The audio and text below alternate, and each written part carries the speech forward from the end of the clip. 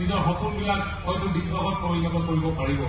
মই যোৱাকালি পালেনি হাইস্কুলত প্ৰায় 7.5 কোটি টকা দি নতুন এটা সকলোৱে এবাৰ পুনৰবাৰ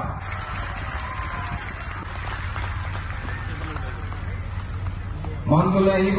7% পাবলৈ সক্ষম হৈছিল যোৱাটো প্ৰথম মান শ্ৰেণীৰ যি চূড়ান্ত 95%। সকলোৱে এজালি হাত চাপৰি মৰাত কোনো কৃপণালি নকৰে।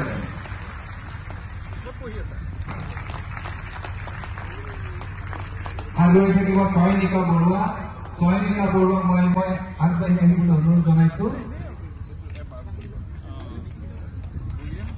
শিৱসাগৰ ইউনিভাৰ্চিটি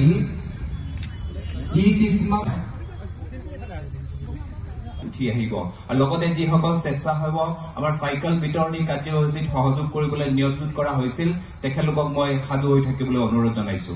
মই মাননীয় মন্ত্ৰী মহোদয়ক এই বিতৰণ মেধা বঁটা অৰ্থাৎ তেখেতলোকক আমি স্কুটি প্ৰদান কৰিম। স্কুটি প্ৰদান কৰিবৰ কাৰণে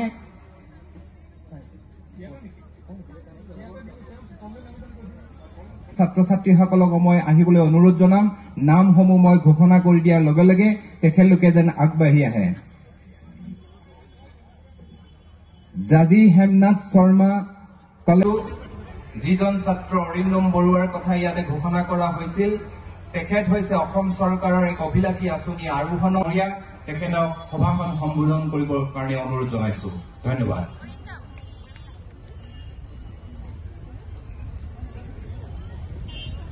11 তাৰিখৰ পৰা বিকাশৰ 12 দিনৰ এক যাত্ৰা মাননীয় মুখ্যমন্ত্ৰী ডক্টৰ হিমন্ত বিশ্ব শৰ্মাৰ নেতৃত্বত আৰম্ভ হৈছে আৰু এই বিকাশৰ যাত্ৰাত আমাৰ 4টা বিভাগ শিক্ষা, বিত্ত, উদ্যোগ বিভাগ, এই 4টা বিভাগৰ অধীনত আমাৰ হিতাধিকাৰীসকললৈ তেওঁলোকৰ বিভিন্ন ধনৰাশি আৰু তেওঁলোকৰ বঁটাসমূহ আমি বিতৰণৰ কাৰ্যসূচী লৈছিলোঁ। আৰু আজি শিৱসাগৰ জিলাত আমি শিক্ষা বিভাগৰ অধীনত বাণীকান্ত কাকতি বঁটা, য'ত এখনকৈ স্কুটি প্ৰায় 1700 ছাত্ৰ ছাত্ৰীয়ে লাভ কৰিছে জিলাখনত। তাৰ উপৰি আনন্দৰাম বৰুৱা বঁটা, মেট্ৰিকত 75% নম্বৰ লৈ পাছ কৰা প্ৰায় 1200 ছাত্ৰ ছাত্ৰীয়ে বঁটা লাভ কৰিছে। আৰু ইয়াৰ উপৰিও নৱম শ্ৰেণীত অধ্যয়নৰত 7700 ছাত্ৰ ছাত্ৰীলৈ চাইকেল বিতৰণৰ কাৰ্যসূচী আজি আমি শুভাৰম্ভ কৰোঁ। ইয়াৰ পৰৱৰ্তী পৰ্যায়ত আমি বিদ্যালয়ে আমি চাইকেলসমূহ বিতৰণ কৰিম আৰু মটৰ স্কুটি যিসকলে পাইছে তেওঁলোকে ডিলাৰৰ পৰা স্কুটি লাভ কৰিব। আৰু বিশেষ এটা প্ৰশ্ন আছে আমাৰ